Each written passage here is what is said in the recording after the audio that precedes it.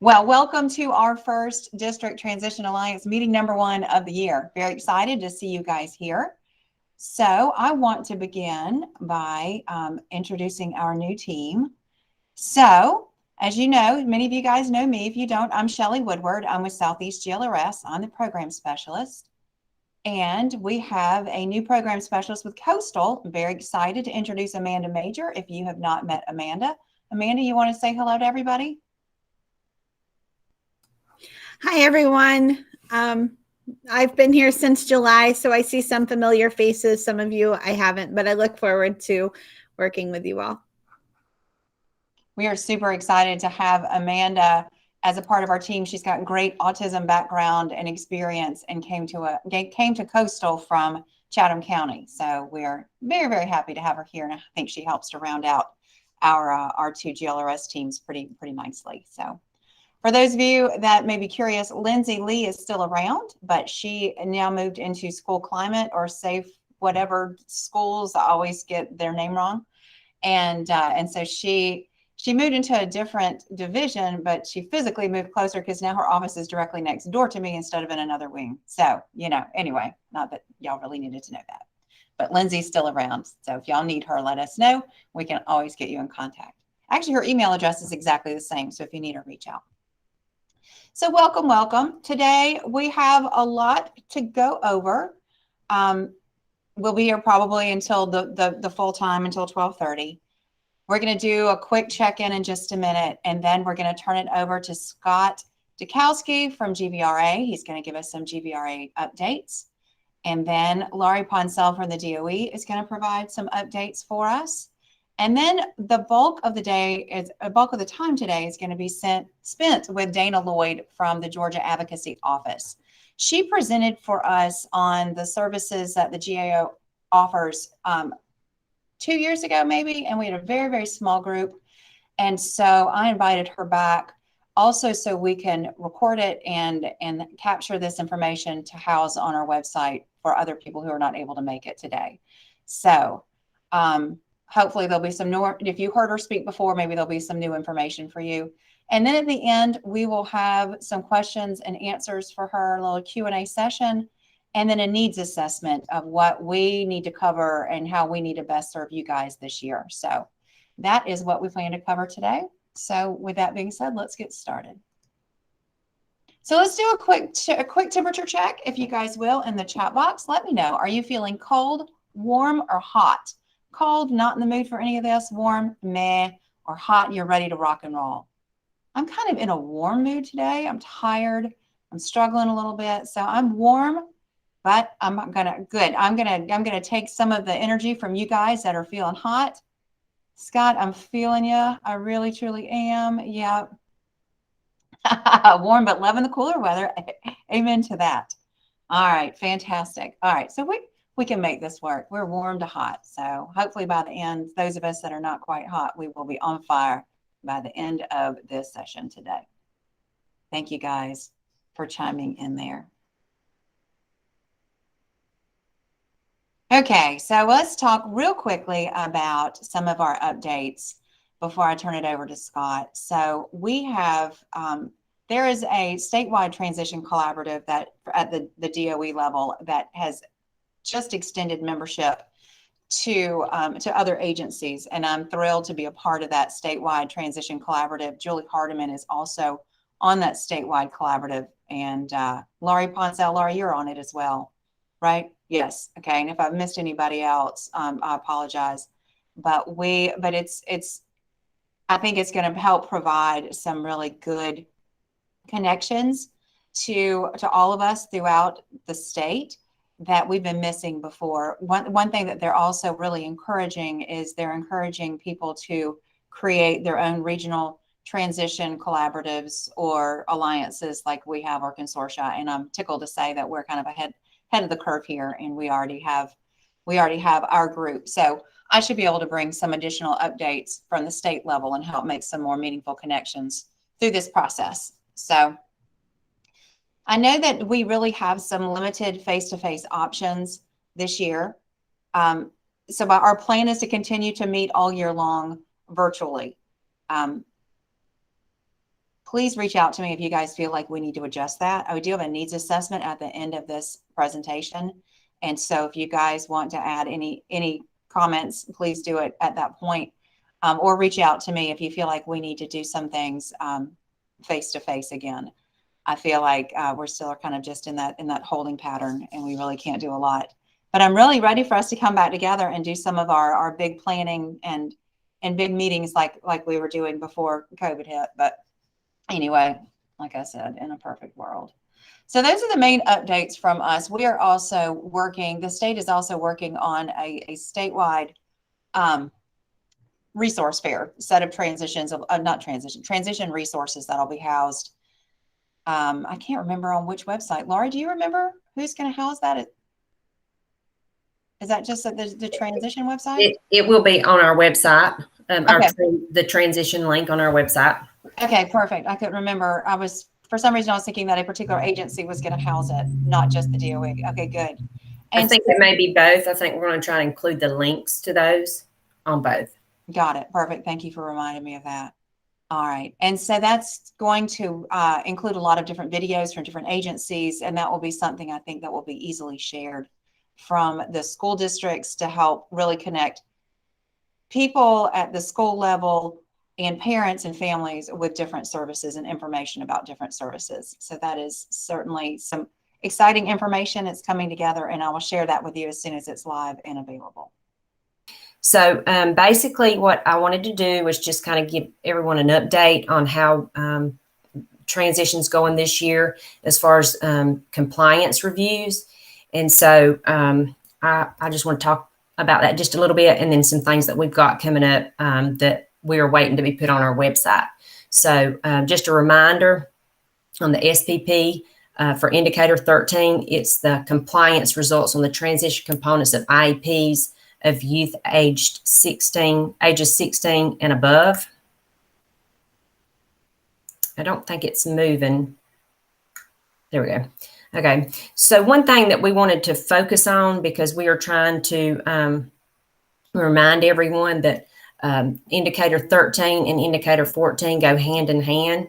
And so as we're moving forward with our professional learning and our resources this year, for transition, you'll notice that there's a lot of referencing of Indicator 14 when we talk about Indicator 13.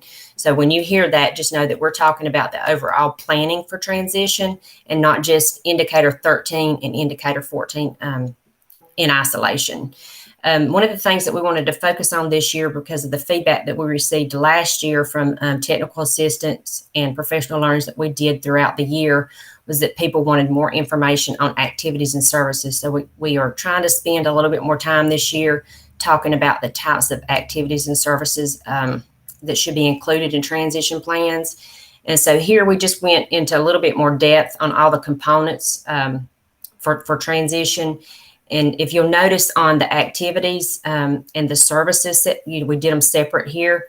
And for the activities, those are the opportunities for the exploration and skill development to achieve the annual goals. And of course, the services would include specially designed instruction, related services, community interaction, and collaboration within the school. So keeping that in mind, I want to go in and talk about post-secondary goals and annual transition goals, because those two areas that are supported by services and activities are our two highest areas of non-compliance, and they have been for the last consecutively for the last 4 years, those areas that have been we've had the most non-compliance in. So we want to make sure that everybody understands when we're talking about Indicator 13 and we're looking at post-secondary goals, that connection between the services and activities that need to be in place to support students' annual transition goals and reaching those goals, which ultimately should be helping them move toward meeting those post-secondary goals. And then, of course, looking at those post-school outcomes. So one thing that we're talking about in our modules this year is, through making that connection, is having everyone understand as they're writing the transition plans and they're doing their planning, you don't always have to have one annual goal for each post-secondary goal. You can have multiple annual goals to support those post-secondary goals. So we want to try to encourage people to think about that. You can even have activities, objectives. You can include what is it that you have to do with GAA students. You have your goals and your objectives. So, just thinking about that, all the steps that need to be in place, that some of those activities and services can't be done, and how you would measure them if you didn't have additional goals to help the student progress. So we really want to encourage people not to write a one-shot deal, like a goal that if the student just does one thing, that they're done with that goal. Because when we see that a student has successfully met a goal throughout the year, and it's been they've received a progress report saying they met that goal. If that district that did that is selected for compliance review, it will read to us or look like to us that student doesn't have a goal because they met a goal already. So just a reminder that if they do meet a goal, then you need to meet again and make sure that you address the student meeting the goal and write an additional goal or a new goal for that student. And so that's just something that we see, and we have seen that happen, that students on transition plans, that a student has met a goal and they don't have another one. So you can't go without having a goal, even though you are required to show that the student's progressing. Once they've met it, you need a new goal. And so just a brief overview this year of how we're doing our monitoring for Indicator 13. We are required to complete a review every year, and that's through IDEA. Even though the process for reviewing our transition plans vary yearly, the components do not change. The rules and the regulations, they're the same. So what we did 5 years ago, as far as the components that we review for at the state, are the same. So just talking about the processes that we're going through, and right now we are in the optional transition planning survey period, which started September the 2nd, and it will end the 27th. And so that the optional transition planning survey was put in place for LEAs that were non-compliant in either FY19 transition planning survey or during the FY20 cross-functional monitoring. So this is an opportunity for them to go in, and instead of having us having to show their non-compliant or their status that was less than 100%, this will give them an opportunity to increase that. And so if you go back and look at how we have done it over the last few years, for FY20 for the transition planning survey, that was actually captured through the cross-functional monitoring. So if you were in that cohort and you went through cross-functional monitoring, we reviewed your transition plans and reported those for Indicator 13. And then, of course, FY20, we had to have a pause there. And then we picked back up this past year for FY21 for the transition planning, and it was the traditional survey that we had to put in place because of the hold that we had on cross-functional monitoring. And so moving forward, outside of this optional transition plan survey time that we're in, we will go back to the cross-functional monitoring and be reviewing transition plans through that and reporting those for Indicator 13. So we hope that that's how we will continue doing the monitoring for Indicator 13. And anytime that we will not be doing it through cross-functional monitoring, you'll be notified. The districts will be notified, and it'll go out in an email blast. But I don't anticipate us going back through a traditional survey now that we're back into the cross-functional monitoring. And then again, we continue to encourage districts to do peer reviews using the transition documentation checklist or the cross-functional monitoring due process checklist. Both of those are tools that you could use in your district. And just remember, if you do have a peer review process in place in your LEA, you want to include that in your general supervision and during your transition plan process when you're addressing that with your teachers and any type of parent trainings you may be having. That's good to make sure you reference that. And then here's a copy of our transition documentation checklist. And these are all the components that we use when we are reviewing for that. and how we upload those in our system to report for SPP APR. And then we have the cross-functional monitoring due process checklist. And that is also on our website, but it is not at our transition link. It is at the federal programs monitoring link for IDEA. And so either one of these can be used. That we have additional resources on our website that you can use for that. But I just only included these two because these are the ones that we use when we report for those, all of the indicators. This one here, I included the last two in the screenshot, number 34 and number 35 for consent in transfer of rights. We do not report those for indicator 13, but they are reviewed for cross-functional monitoring. I just included that in there so that I could point that out. And then when we move into looking at post-school outcomes, just a reminder that indicator 14 is the survey for individuals exiting school during the previous school year, and it's conducted through May of this year, and May through July the 31st of each year. And then it's must be submitted by July the 31st. And again, for SPP indicator 14, this is the percent of youth who are no longer in secondary school and had IEPs in effect at the time they left school.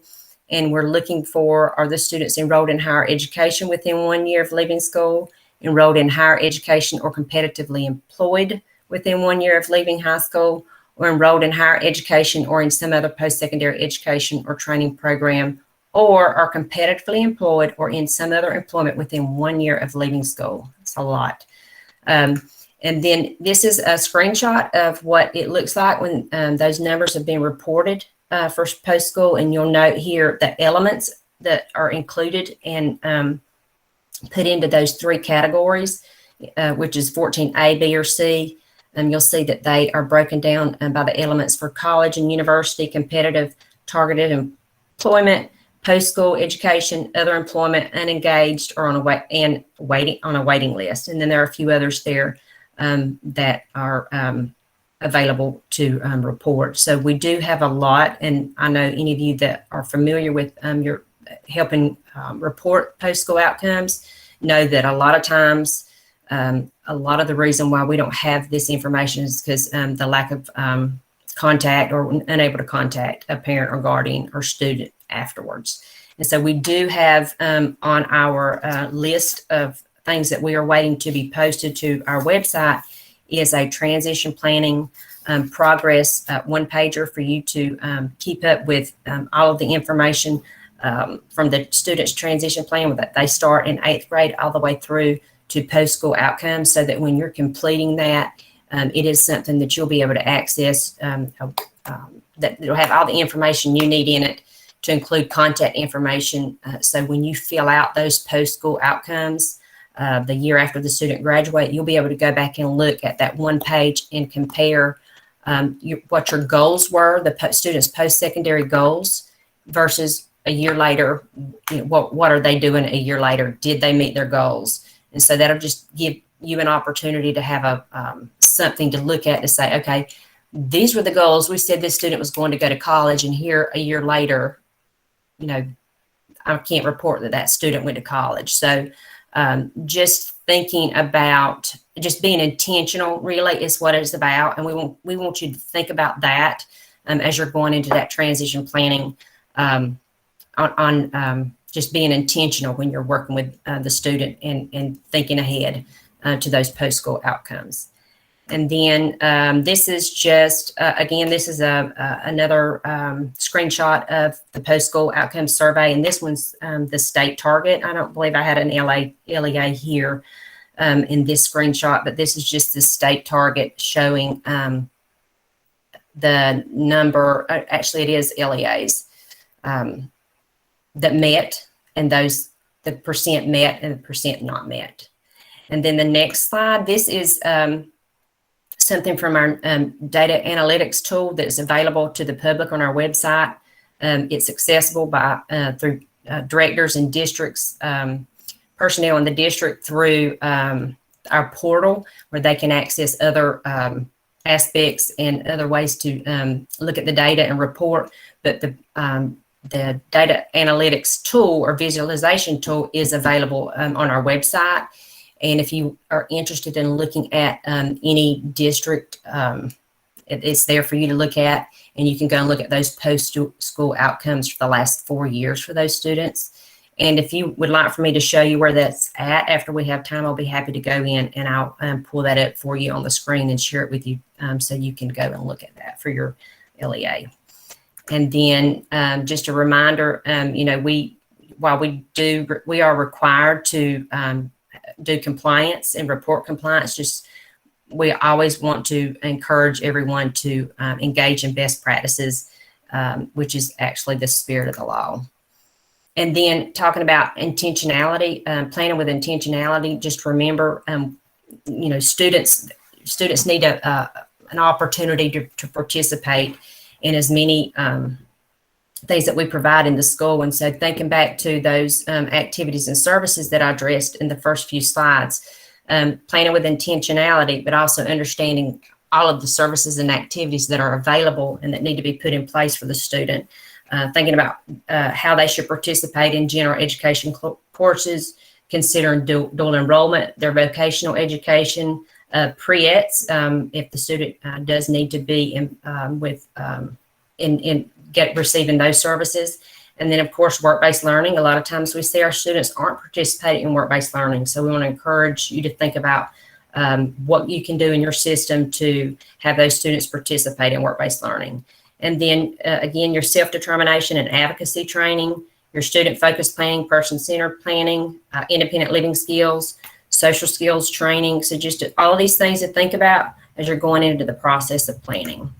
And then, of course, we all have seen this. This is something that we adapted from your complete guide to transition planning and services from Morningstar and Clavina Dean. So just a visual of understanding that transition is a process and that there's a lot involved, and we need to make sure that we're exploring all the opportunities and all the needs of our students to make sure that they are moving toward those post-secondary goals. And that's it for me. I'm sorry I was trying to rush through that so that we can get to everybody that's on our agenda today. But if you have any questions about Indicator 13 or transition planning, any aspect of it, you can reach out to me or Elise James, who is our post-school outcomes Indicator 14 expert. And if there's no questions, I am going to turn it over to you, Shelley. Well, we do have a question. We have two questions, and we'll start with Julie. She has her hand raised. Julie, what questions do you have? Thanks. Lori, actually, this is a question that's a little bit off topic, but I knew you were going to be on here today, so I was going to email you. But, I mean, it has to do with transition also. But, you know, if GAA students who did not take the GAA last year, because nobody did, the 11th graders, have you heard anything about them having to do that, having to take it? I can't. I do not. Do not. I do not know how they're going to process that, how they're going to do that this year. Okay, so you have not. But I will find out. I can ask, and I can send you an email. Yeah, that'll be great. Do you mind putting your email in the I will. I'll chat? put it in the chat box. Yeah, thank you. The other question was if we would be able to get a copy of your presentation. Sure. I'll send that to you, Shelley, if I haven't already. If you'll send that to me, then I can distribute it with a recording of this, because I know some people are going to want Dana's session. And so Dana, we're recording all of this, so that way when people need this information again, we'll have it. You don't have to just keep coming back all the time, even though we are tickled to have you here today. All right. Any last minute questions for Laura? And I will say this. Most of this information is going to be, this is just a stuff that I extracted from our modules that we're putting up, because it's like 104 slides, because it's 6 modules. And so I just pulled out a few out of that. So once we get the full PowerPoint that has all of them together, it'll be on our website, and we'll have the link, and we'll put that in our email blast so that you guys will know when it's available. But this is just, you know, you'll see these again, but they're pulled from that actual that comprehensive PowerPoint. And we will also have Lori, once they are active, once those modules are available, review those through the Transition Alliance too. So you'll get that information here as well, and not just. And Shelley, I know you guys have a link to our website from your website. So Mm-hmm. it could be something that we could get the link from the Transition Alliance website to straight to the compliance website or our transition planning website link. That sounds good. Yes, you and I can get together and work on that. All Okay. right. If there aren't any more questions, we'll turn it over to Dana Lloyd. Hi, Dana. She is here from the Georgia Advocacy Office, and she is going to talk to us about some of the services that they provide that some of us know about, but many of us do not. So, and also provide us with some updates. Dana, do you need anything from me? It looks like I'm ready for you to present anytime you're ready. Okay, cool. Thank you. I want to say I'm happy to be here and have this recorded. I'm also happy to come back anytime you guys want to talk. I think the last time I was here was like 2 years ago. It was right before COVID.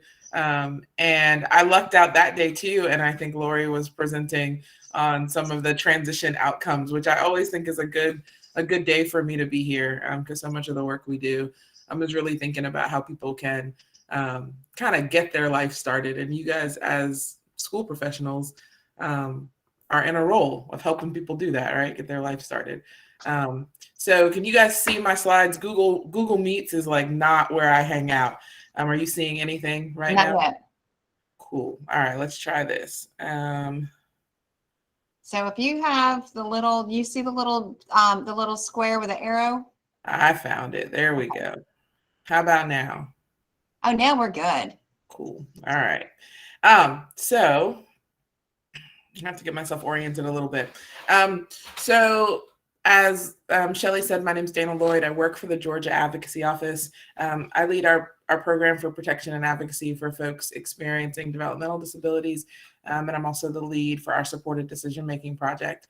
I'm going to go over just like really briefly some of the other services and supports we offer. I'm going to spend a good chunk of time today talking about supported decision-making, unless someone stops me right now and says, hey, do that in the opposite direction, and then I can be flexible. But I was planning to talk a bit about supported decision-making. Let me see.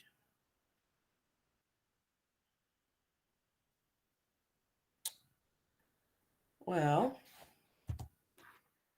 what if I do it there? All right, there we go. I had to figure out how to move slides. So the Georgia Advocacy Office is the independent federally mandated protection and advocacy system for people with disabilities in Georgia. And what that means is we support the entire state. Our office is near Metro Atlanta, but we support anyone with any disability who lives in the state of Georgia, no matter what, no matter the type of disability, no matter their age, no matter their location. I like to tell people, if there's someone you know with a disability in Georgia, they've got a situation they're stuck in, they've got something that's not working for them, then you can contact GAO for support. We envision a Georgia where all people have value, visibility, and voice, and where even the most difficult and long-lasting challenges are addressed by ordinary citizens acting voluntarily on behalf of each other, and where the perception of disability is replaced by the recognition of ability. And the reason I like to talk about that vision statement a little bit, especially when we're going to be talking about supported decision-making, is because it is the best protection and advocacy we can offer to people, right? Being in relationships, being known to people, being in communities that work for us and care about us. It's what keeps all of us safe, right? And I think we've seen that some during the pandemic, right? Folks coming together and being like, hey, I found extra paper towels and Lysol wipes at the store. Who needs them, right? That sort of community really, I think, showed us in a lot of ways how important that is during the pandemic, and how often people with disabilities can be left out of those communities, can be left out of those processes that we really all rely on. And so a good deal of our work and all the other ways that we do it, the systemic litigation and the individual advocacy and all those sorts of things, the core is trying to help us build communities where people can be in those sorts of relationships. So this is a little bit about what we do, or the services that we offer, right? We, as the federally mandated protection and advocacy system, we are independent from the state system, right? So we are not a state agency, we're an independent nonprofit. And our goals are really kind of threefold. They fall into three categories. Making sure that people are free from abuse and neglect, that's our highest priority, is that, right? And so folks can contact us if they suspect abuse and neglect, if they are being abused or neglected, and we will provide the services and supports to intervene in that situation. But we're also always looking for what are the safeguards we can put into place so those things don't happen in the future, right? We spend a lot of time trying to make sure that people's human and civil rights are upheld. That's a lot of our litigation work, but also when it comes down to things like voting and employment and housing, right? What are those the rights that people have, whether it's under the ADA or various housing laws or voting laws, right? To make sure that people are benefiting from some of those protections that exist. And then we spend a lot of time making sure that people have access to the services and supports they need. And that might be helping people transition from nursing facilities, or if you're thinking about maybe some of your students, right, that transition from mom and dad's house to maybe a place of my own is another way that we work to try to help people get into their community, getting access to things like assistive technology, supporting people to connect with other people who are working to advance disability rights. A ton of information and referral and education and outreach that all centers around making sure that people get the things they need, right? And we do this in a variety of ways. I hit on a few of them, right? We've systemic litigation, individual advocacy, where a person contacts us and there's an advocate who will stand side by side with them to get through a specific situation. We do some policy work in conjunction with other entities around the state. We are often working to support people, that if someone comes to us with a situation and they've got some resources and they've got some tools, how can we help them leverage those, maybe with a little bit of information from us, a little bit of technical assistance, kind of get you on the path and then do that on your own. We spend a lot of time speaking to people who never formally receive services from us, just to do that work, right? To help you get the information you need to maybe take it on for yourself. So that's just a little bit about the agency and what we do and kind of how we do it. I'm happy if you want to throw some questions in the chat. At the end, my email will be here. So if you have more questions generically about what GAO does, we can get you those answers. The last thing I'll say about that is, just like the session that I'll do today, talking a bit about supported decision-making, we do these sessions for things like employment and voting and housing access, right? So any of those kind of service areas that you might see there, if you want a deeper dive, we can coordinate that for you, or we can coordinate it so that folks are able to kind of answer your questions individually, or we sometimes like tailor make those. So the housing access is really a lot. There's kind of twofold ways that we do that. One, people contact us with claims of kind of housing discrimination, right? So I'm trying to move into someplace and it's not accessible, and this is what I believe the landlord or owner's responsibility is, and they're not working with me on that. We spend a lot of time trying to help people find access to housing. So whether that's financial assistance, I'm getting connected with things like financial supports for housing, identifying pathways to housing, right? So whether that's maybe there's a type of loan that people qualify for to buy that first house based on a variety of things that they might not know about, or how can we help people navigate, waiting lists for things like Section 8 housing, or they have a voucher but they're having a hard time finding accessible housing, or those sorts of things. So there's a whole presentation, a lovely woman in our office named Cherie Mitchell. Cherie's also been doing has also been doing a series of just like all the time workshops on housing. And so if that's something you're interested in, Shelly, I can send you an email and a link to those. And maybe you guys can hop into one of those Fridays that she does that to learn a little bit more about that. Any other questions about just general services that GAO offers before we hop into supported decision making? And if you guys want any more information or take a deep dive in any of these specific topics, let me know and I can arrange it through the GAO and have that presented for us. Perfect. So we're going to talk a little bit about supported decision making today. And if you remembered kind of my first title slide, right? It said supported decision making as a path to empowerment. And that's what I really believe supported decision making is. We'll get into some more definitions a little bit later. But if you hear like one or two or three things today, this is going to be one of them. Think about supported decision making as an accommodation for people, right? This is the way we're changing our normal process to make sure that folks with disabilities have access to making their own decisions, having those decisions respected, right? It's an accommodation. It is not a program or just a form that I can hand somebody, right? It's really kind of shifting our thinking. And I like to spend some time on this slide thinking about the elements of self-determination, especially when I'm talking. I like to do this when I'm talking to education professionals and also to parents a little bit, right? And right as I was coming in, Lori was wrapping up and thinking about that planning with intentionality. And I thought, that's great, right? Because that's going to be something I kind of ask you guys to do today too. But when we think about these elements of self-determination, this is from the University Center for Excellence up in Virginia Commonwealth University. And I love that they put this together so that we could think about all the components that go into helping students, young adults, folks with disabilities, anyone, right, developing a self-determined life. There's lots of things that are involved in that. And I also think it's important to help us see that we can help people strengthen any one of these skills, right? And if we're working on helping to strengthen any one of those skills, we're helping people get closer to self-determination.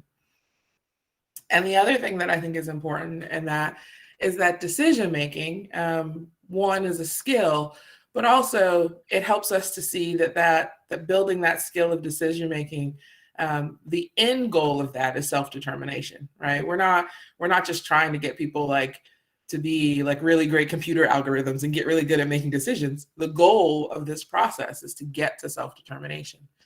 And so I just like to help kind of use this as a framework, right? And we'll talk about several of these pieces throughout the day, right? Are we helping people think about setting their goals? Are we helping people develop some self-awareness or their own self-advocacy? But all of these things work together to help us move towards the ultimate goal of self-determination. And so, like I just said, right, decision-making is a skill, and it's important for us as we're supporting people to remember that. And like any skill, it gets taught. And when we teach skills, we tend to teach them over time and use multiple modalities, and y'all know that. And we create lots of opportunities for practice. I think that might be a place where, as professionals, you could be thinking about that, right? What are the opportunities for practice in whatever sphere you hold in that educational process for a student? What are the opportunities for them to practice their decision making? We can flash back for a second and say, what are the opportunities for them to practice self-regulation or goal setting and attainment, right? We need, and I think especially for students with disabilities, we probably need more of this, right? We probably need more time, and we might need different modalities, and we need more opportunities for practice so people can really develop this skill. The other thing about most skills we know is that mistakes enhance our learning. And so what are the opportunities we can create for something I like to call safe failing, right? Parents often tell me that they're worried about their kid making a wrong decision at some point. I think we're all worried about that, right? For kids in our life, for kids that we might be working with. But what are the opportunities we can create for people to fail in a way that's not going to have a ton of impact for them, right? So if we're thinking about maybe money management, right? Well, can we fail with $5, right? And if we fail with $5, is that going to have a giant impact on us? And for some people who maybe are experiencing poverty, that's not true, right? $5 would have a huge impact. So can we fail with like maybe our PBIS bucks? I know those float around in schools sometimes, right? But what are the opportunities we can create so that people have opportunities to make mistakes and learn from that, and then continue to make more and more consequential mistakes? The other thing that I think you guys can really impact is that some of this process of teaching decision-making can feel really invisible. I never had a class on it, right? I don't remember someone sitting down and telling me, this is how you make a decision. Learning that was really through a lot of those opportunities. But I think one of the ways that we can help, especially young folks with disabilities, is making that invisible process more visible. So when you have a decision to make, these are the steps you take, right? These are the things that you can do to get more information. Here are places you can go. So making that process accessible for people, because if it's invisible, then that can be kind of inaccessible. And I think that that's important for all of us to hone in on, is that decision making isn't really as connected to capacity as we might think it is. It's something that can be taught, and it can improve over time. And that leads me to this, right? That what we're going to spend a lot of time talking about today is really a new way of thinking. And so shifting our mindsets and kind of turning away from this binary idea that either you have capacity or you don't, and asking a different question, right? So this is from some research from several years ago now, but that says capacity assessment should primarily be undertaken not to judge whether people are capable to decide autonomously, but rather to assess what kind of support people need in order to be involved in decision making and promote their autonomy, right? So that becomes the central question. The question doesn't become, can a person make a decision? Is a person capable? The question becomes, what would it take? What would that look like? What support does someone need, right? And I think as educators, you sometimes are far and away further down that path than some of the other professionals I talk to, who are really used to kind of judging, right? Like if I'm an attorney who's helped people with guardianship, I'm used to that judgment, right? I'm either people have capacity or they don't. But I think some of the practices that you all have been using in education for a long time get us closer to this, right? What support would it take for a person to improve their handwriting, right? Or improve their math skills, right? We're asking that question about decision making now. We're asking that question about capacity in general. What would that look like? What would it take? And so I really think that it's a balancing act, and that support and capacity are absolutely interconnected with each other, right? Capacity is fluid. It is not a static thing. It is not something you have or you don't. I think about even just today with the technology, right? So if we would have tried to hop on Google Meets at the beginning of the pandemic, I would have been much less capable, right? And even though this isn't a technology that I'm super familiar with, because I've been doing stuff on Zoom for a while, I'm a little bit better at it, right? So capacity changes, and it can have a lot to do with experience. It can have a lot to do with, again, opportunities to practice. It can have a lot to do, for some people with disabilities, the environment or what else is going on in their life or other demands we're putting on people. And so we want to just hold that truth that capacity is fluid. And so because of that, our support should be responsive. It should be there to meet people's needs and help them grow and gain more capacity. I also think that support should be transparent. It shouldn't be something that just happens to me and I'm unaware of it. I should be participating in helping to develop my support, right?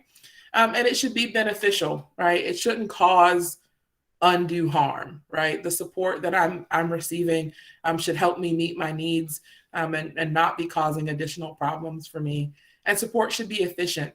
It should do what I need it to do, but it shouldn't go beyond that, right? We don't need to add more support to people's lives than they need. And so all of these things work out to that balancing act. As we're building support for people, we need to be thinking about how that's going to help folks increase capacity, but also be there to meet needs when capacity is strained for some reason, right? I know this is drawn here, right, as a straight arrow, but we understand that's not always true for people. And so if we are building support that can be responsive, if there's a dip in capacity for some reason, right, something changes, well, then the support is there to respond to that. And so I think that's an important thing for us to kind of hold as well. So we've been talking for about 15 minutes, and I'm just now defining supported decision making. But I wanted to give you kind of that framework, right, of what we're moving towards as we think about this. And so this is a definition of supported decision making. It's one that I think is kind of commonly held. And so it's the supports and services that help an adult with a disability make his or her own decisions by using friends, family members, professionals, and other people they trust to help understand the issues and choices, ask questions, and receive explanation in a language that works for them, and communicate their wishes to others. So just for a second, I want you to think about any major decision you've made in the last 3 to 5 years, right? Bought a house, moved. I just left a call where we talked a lot about this. Got a vaccine or didn't get a vaccine, got married, got divorced, any of those sorts of things. What's the process that you used? You talked to friends and families, you did a little internet research, right? You consulted Google MD or Google Esquire at law, right? You maybe read some articles.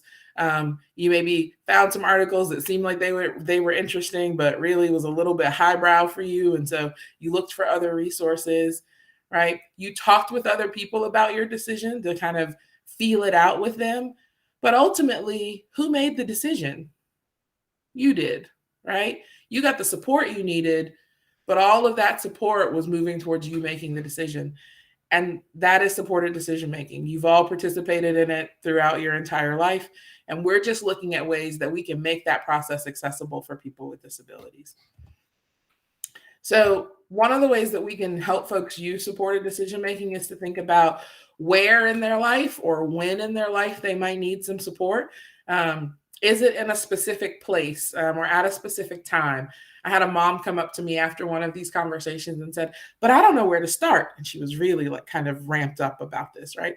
And she had all these ideas. And I was like, it's okay. It's a big process. I get it. But where does your son want to start? What's really most important to him?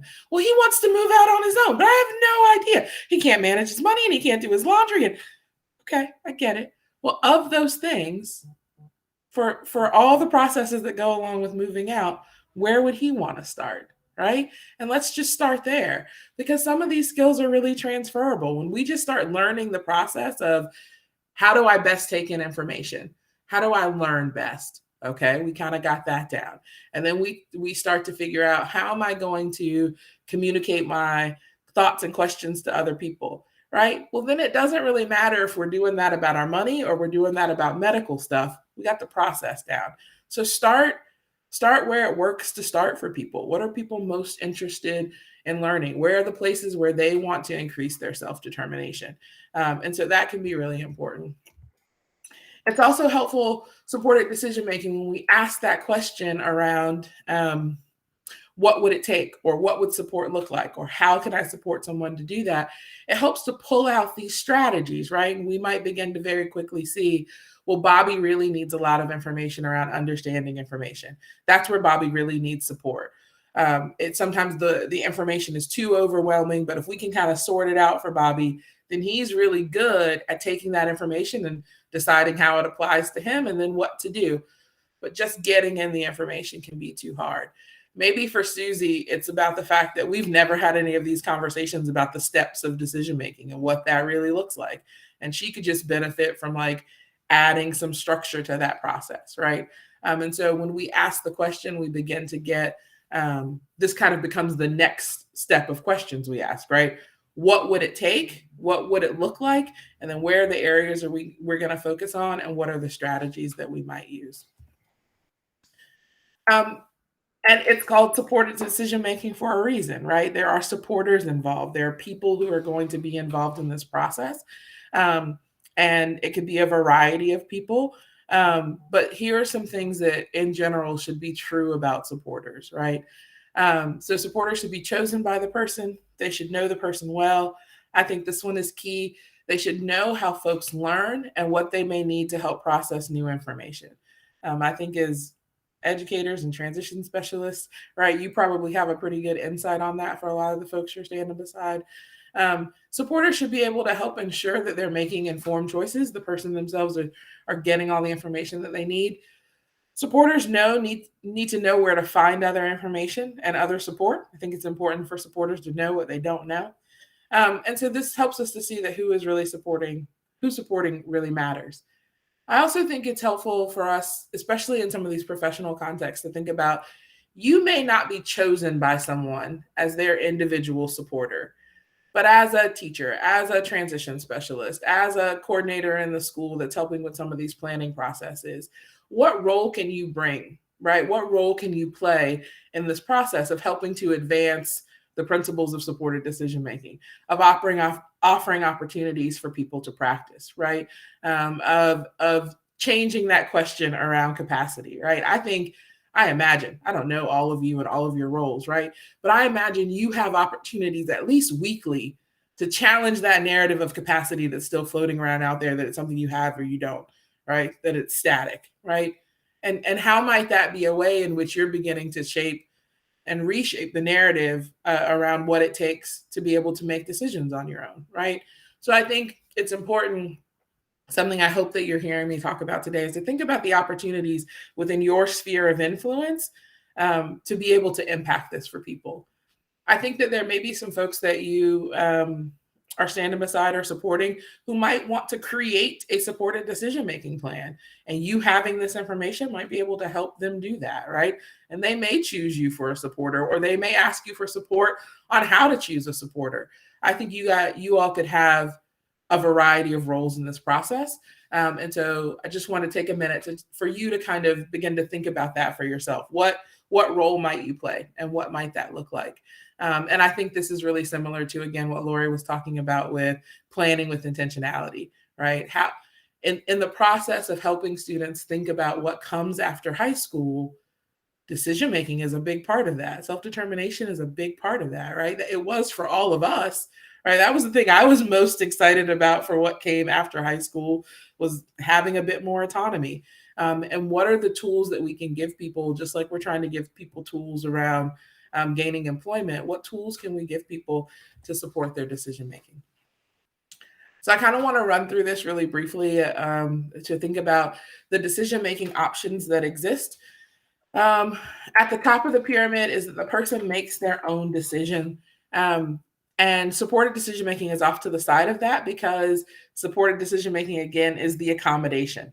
It's the tool that people get to be able to make their own decision. It's not a decision-making option, right? It's about helping people get those support so they're able to make their own decisions. I think we have some less restrictive alternatives out there, things like power of attorney and advanced directives.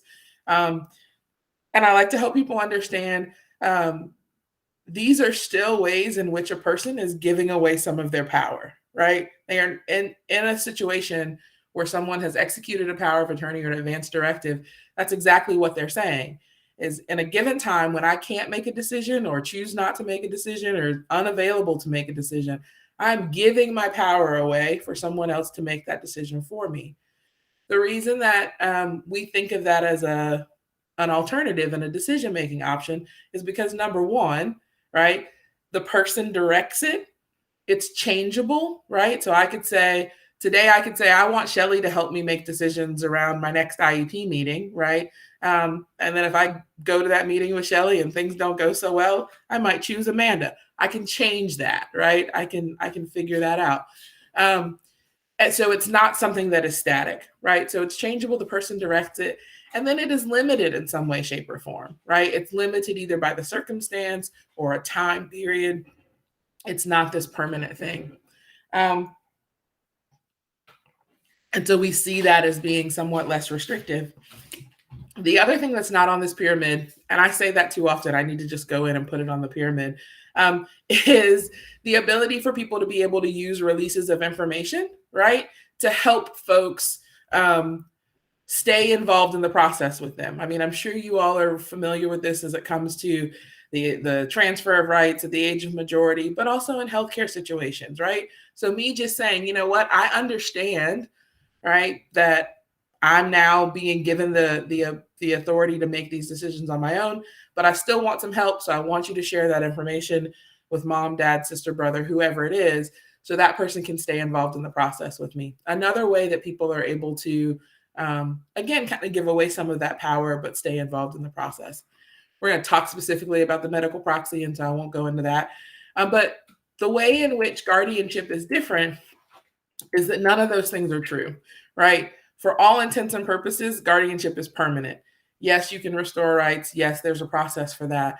But of the overarching number of guardianships that we have, restoration is minuscule, right? And for many people, that's a really, really uphill battle. So I don't think we should think about it as, well, I mean, we could get guardianship and then get it restored, right? Because that's not what's true in practice for most people.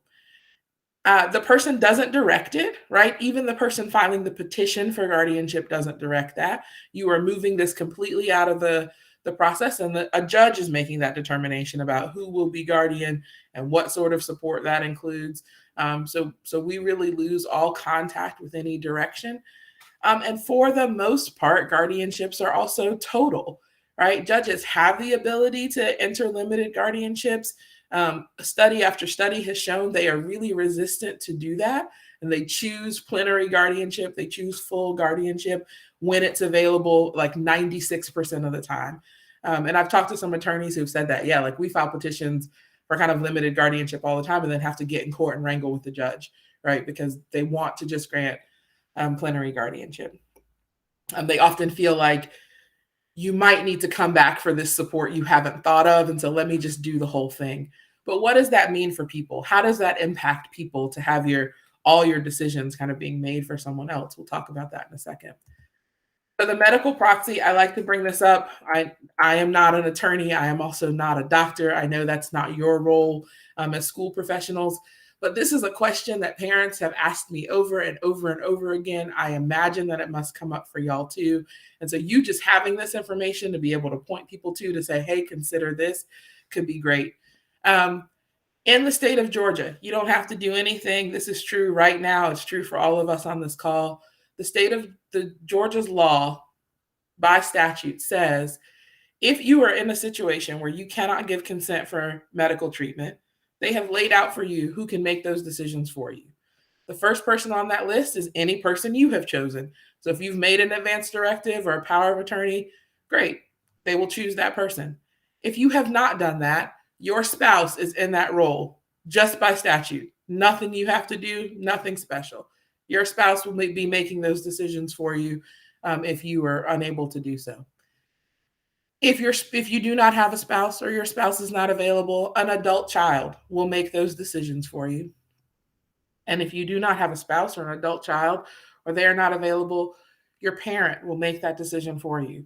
I think that's really important information to help parents of students understand. I've talked to parents who've said that is the number one reason I sought guardianship is because I was really concerned there'd be a medical emergency and I'd be kept out of that process. And that's not true. This is the Georgia statute. This is exactly what it says. It is not, right? It is not, if we go back to our triangle, right? It's changeable in the sense that, it could be a different person and it's limited by circumstance. You don't really get to direct it, but the fact that it's limited to just that medical emergency would still be better than having all of your decisions made by someone all the time, right? So I just love to share that information with folks. If you want the actual code section so people can read it on their own, I can get you that. But it's really important that people understand this is what's true for all of us, and it's available as a support. So the guardianship statute itself says that it should be a last resort, right? That guardianship should be ordered and designed to encourage the development of maximum self-reliance and independence, and that we should only do that after we've determined that the person's limitations, right, of what those things are, and that less restrictive alternatives are not available. That's what the statute says all by itself. And if guardianships were ordered in this way, if we had this really robust way of evaluating what it would take, right, for people to develop their maximum self-reliance, and judges were really looking to see if less restrictive alternatives had been explored, then I think we'd have far fewer guardianships in this state and across the nation. This doesn't happen. And this statute is not very different from many guardianship statutes that I've read, but it's still not the reality for people, right? Guardianship proceedings, there's a study that said like the overwhelming majority of guardianship proceedings took place in about 15 minutes, and like a quarter of them took place in less than 5. You can't evaluate for these things about anybody, right, in 5 minutes. And so it's really important that we understand if the court's not going to be that safeguard to make sure that the statute is being upheld, then what can we do, right, before people end up before a court and don't have the protection that's supposed to be there. Well, that came in weird. But I said we would talk about this a little bit, right? What are the rights lost and what's the impact of that under guardianship, right? And so on the left-hand side of your screen, the rights that are lost there, those are true in Georgia. So the right to contract, which is like signing a lease or your credit card receipt, right? That's considered a contract. Marriage and reproductive rights are included. place of residence and travel. So can you or can you not leave the state or county can be included.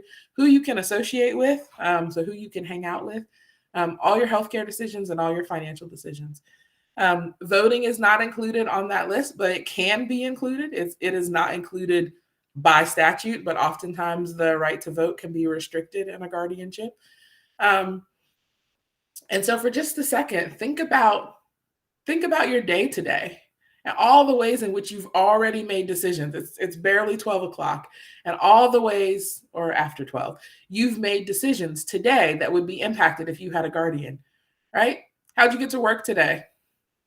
You had to travel if you left your home, right? If you have plans this past weekend or this weekend to hang out with someone, that's your right of association, right? Did you spend some money today? That's the right to contract, right? All of those things are impacted. And so those are just the rights. But if we look at the other side of the screen, we see the impacts, right, that often happen for people. People are presumed to be incapable or presumed to have higher support needs than they may have just by the label of being under guardianship, right? It changes the presumption that other people have about you. People are often denied the dignity of reasonable risk, the opportunity to try new things and test limits and discover capabilities, right? People's lives get really smaller. That safe failing I'm talking about is often lost when folks have a guardian. And we've talked about it already, right? But it's really difficult to restore rights once a guardianship order is issued. And that's because the burden of proof has shifted, right? We've gone from, yes, you guys can definitely have the slides, but we've gone from the petitioner having to prove that someone needs a guardian, right, to now a petitioner having to prove that the person has the ability to make and communicate safe and responsible decisions for themselves. The argument has shifted, and it makes it much more difficult for people. So when we think about, when we put this in context, right, I want us to think about a couple of things.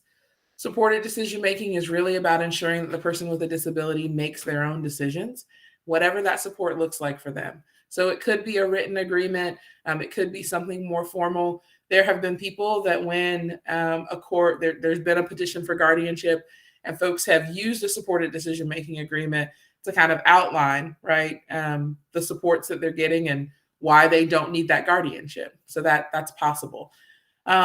Question that usually comes up is, does Georgia have a supported decision-making statute? And we don't. But you don't need a statute to be able to pursue this, right? It has been litigated in some other places that you could use supported decision-making as an accommodation under the ADA. You could make the case, right, that this is legitimately an accommodation.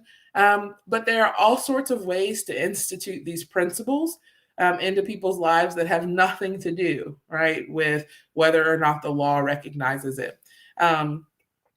And so I don't think, and there's plenty of people throughout the country using supported decision-making in states all over the place that don't have formalized statutes.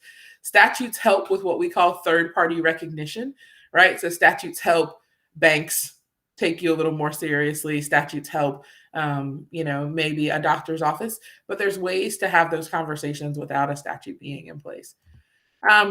And so just like we talked about the impact of guardianship, what's the impact of supported decision-making? Well, it increases self-determination, right? We've seen this, it's been studied a bit, is that when people have the opportunity to be the causal agents in their life instead of being acted upon, we see these benefits. People are more independent. They're more integrated into their communities. They're physically healthier, right? They're better able to recognize and resist abuse. And I think that's really important to point out. I think that sometimes we forget the ways in which being able to speak up for yourself and have your no respected and have people consult with you about your life, the power that kind of embeds in people for them to recognize when other folks are encroaching upon that, right? There's a trainer who used to say, if people have never had the opportunity to say no to peas for dinner, what makes you think they're going to stand up and say no about anything else, right? If people haven't had the opportunity to have simple no's respected or to have simple choices kind of authorized by other people in their life, right? Wear the blue shirt or the red shirt. What are you going to do this weekend? Who are you going to hang out with? Those sorts of things. But just shifting power to people by consulting them and inviting them into decisions about their lives makes a great difference in their ability to kind of move closer towards self-determination. So, yay! They are great researchers, and I end up reading a lot of their stuff. Yeah, and so I want to spend a little bit of time talking about the ways in which some ideas I have about how y'all can do this, right? The ideas around accommodations, right? What would it look like for people to gain these skills? What would some of those opportunities for practice look like? Do people just need more time to kind of slow down and think through the decision that's at hand? And whether that's about choosing a class or choosing kind of that transition track towards the end of school, right? Do we need to revisit that on several occasions when we're talking to folks? Are there visits and trials we can do so people have a bit more experience around what it is they're thinking about? I think that we can always be checking the environment, right? Is this a good time for this person to be trying to make a decision? Are there too many distractions here? Is this a place where like all their friends are and like so having a serious conversation isn't what folks are interested in? Might people need a supporter present, right, to help them kind of to coach through that process? Can we change the modality, right? Can we make it that we're presenting information in more of a visual way or more of an auditory way, right? What are the tools that are out there? Are there tech things that we could do to help people with their decision making? So you'll get the slides and can kind of think through this, but all of this boils back to that question of what would it take? What would it look like? How can I offer support for a person to be able to make their own decisions? So got some time for questions. Would love to hear from you all. And then after this, it's just my contact information and some resources.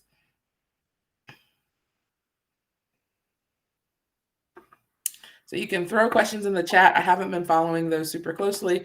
We can get to them now, or I'm happy for folks to kind of speak out and let me know what their questions are. Yeah, I can use this drill.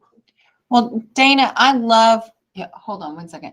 I'm sorry, I have somebody in my office. I love how this supports all the self-determination work that we're doing. And I so appreciate you coming and sharing all this great information. And I will, if you'll share the presentation with me, I'll send the slides out to everybody here as well. It looks like from the chat, the only question that we had was from Karen Tharp, that she would love to get in contact with you. Okay. Yep. Karen, I was copying your information from the chat, and I'll send you a follow-up email after this.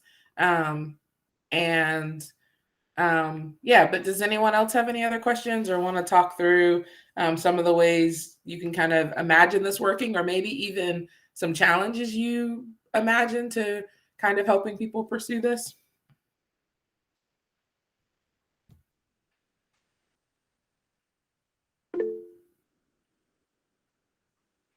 Yeah, Juliet, I'm happy to hear your question.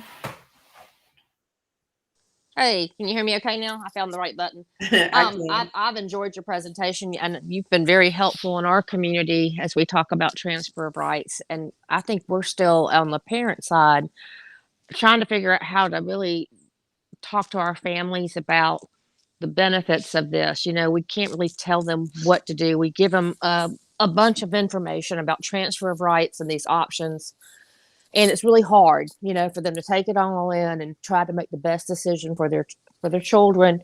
And our parents, of course, are influenced by, you know, their choices that their parents made and their friends' families made, and having it trickle down. So I'm interested to hear how y'all are working with family groups to share this. I love the teacher side and the transition side, but I think we got to need more parent training on this. Yeah, that's a great question, Juliet. And I mean, I think we do presentations like this for parent groups who contact us. We are working on developing a website that'll kind of get those resources in one place so we can point people back to that. We also are, there's a national project right now through the Administration on Community Living that's helping to create youth ambassadors. So we're training young folks with disabilities to be out there talking about alternatives to guardianship and self-determination and all those sorts of things. And one of the things that's beginning to spin off of that is, of course, as we're working with these young adults, we're working with their parents, right? And so we're beginning to think about kind of a community of practice of parents, right? Of some parent ambassadors to be talking to other parents about how they made these choices and what concerns they have. So, I mean, as some of you who've probably heard this presentation a time or two or known that it's existed, I will talk to anybody about supported decision making on any occasion. And so we do work to, and the presentation's tailored a little bit differently for parents, right? We're trying to ask some different questions, help people to see what are those benefits. And, we try not to be fear-based, right, when we talk about guardianship, but helping people understand what that might look like. So, one of the things we talk about are kind of 5 things to kind of rethink, right? And one of them we spend a lot of time on that oftentimes parents don't understand is that idea that when you make a petition to the court, you are asking the court to determine something. And so in some ways, you're kind of giving up your power as a family to be doing some of this stuff to make things work for people. And now the court's going to decide. So you might have had an idea like, well, I'm mom and dad, and there's a sibling, and the sibling is willing to maybe be guardian later in the person's life. Well, that's a great plan, right? And if you all were supporters, you could probably put that plan in place and in some way, shape, or form kind of guarantee its success. Courts don't always do that, right? Courts don't, successor guardians have to go back and petition. So trying to help folks understand kind of what are some of the myths and misconceptions around guardianship and what are ways to work around that and help people meet their needs. I think when I spend that time talking about the medical proxy, it comes from that, right? That folks want to know, what you're saying sounds fine and good, but what about my specific situation? And so we really try to spend some time. The parent sessions are usually a lot shorter than this and a lot more time for questions because I want to be able to try to answer those specific questions. Yeah, I have one more question for you, Dana, about are you getting pushback or are you hearing of pushback from the medical community? I know that's been an issue, with healthcare providers and, they'll make the, determination there could be an issue of diminished capacity when an individual maybe is being asked about a procedure, and maybe doesn't want it and the parent wants it because it's something, not life altering or life threatening, but something. Are you hearing a lot from that side of it? Yeah, I get that question a little bit less frequently from parents. We talk about it a little bit in the parent sessions. We get that question a lot from support providers, right? Hey, I've showed up at an appointment with a person and the doctor is saying X, Y, and Z. And so we do some education around that, right? How can as parents and as maybe professionals understand what are kind of what's the framework of informed consent, how you can kind of put some of that responsibility back on the hospital or the doctor to be clear about what their concerns are, to talk to people a little bit about how could you accommodate that, right? So I always use the example of like someone needing their, they need their gallbladder out, right? And so the hospital is saying, hey, I don't think this person can make this decision. Well, asking the hospital or the doctor that question, what would it take for you to believe they could make this decision? Right? Can I demonstrate to you how they make other decisions? Can I help you see how they communicate? What's your real issue here? And then people kind of helping people understand some of the other kind of accommodation issues that go around those healthcare decisions. So people can just be more informed when they're talking to medical professionals. I think it's easy for us to kind of just be like, oh, the doctor said, right? And feel like we can't push back in any way. And so we really work hard to try to give people information so they can feel comfortable asking some of those questions and getting some of those things answered.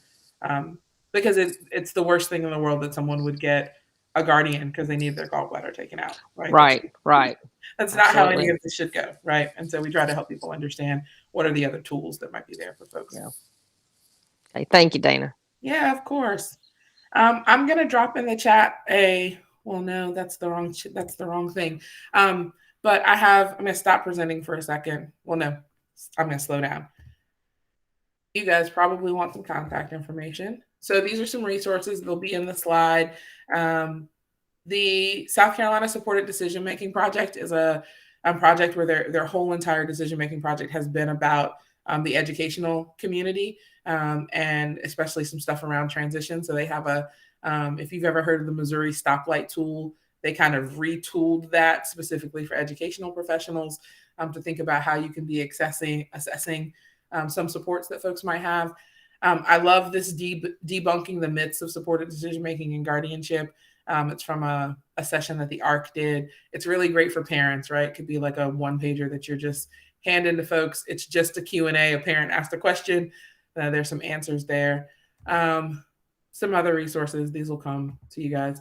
So there's my contact information. I will put that in the chat. And then I wanted to put in a link to a survey, right? So a lot of the work we do is kind of grant funded.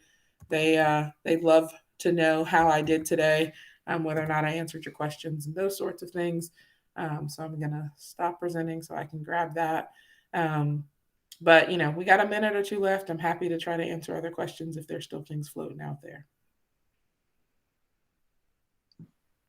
Dana, I will be in touch with you later. I have some ideas about some ways that we can maybe get this information out to parents, and I'd love to brainstorm with you. Yeah, Yes, that'd be absolutely. awesome. Okay, good. Because I agree that as educators, we know some of this, but we're not doing a great job of getting this content to the parents, and that's really the group that needs it. Yeah. And I think it's holistic, right? If we can get, that's been a lot of what we've done within the grant project, right? Let's talk to educators. Let's talk to lawyers. Let's talk to parents. Let's talk to medical professionals. Let's talk to people with disabilities themselves. So when folks show up and be like, hey, I think you need a guardian, folks can say, wait, no, I don't think I want a guardian, right? But how are we talking to all those people so everybody gets the information that they need to be able to get the supports that they need to get access to self-determination, right? Because that's really what it's all about. So I'd love for you to fill out the survey. Contact me if you have questions. Karen, I'm gonna copy your information from the chat again, so I make sure that I have that. And I'll be happy to reach out to you to figure out how we can help in the situation you were thinking of. That'd be awesome. All right, anything else y'all have need of me for?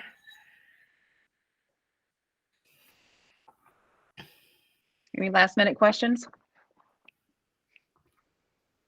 All right. Well, Dana, thank you so much for taking the time to inform us of all of this. I've heard this before, but it felt like new information, and I certainly understand it on a deeper level. So hearing it a second time was great for me.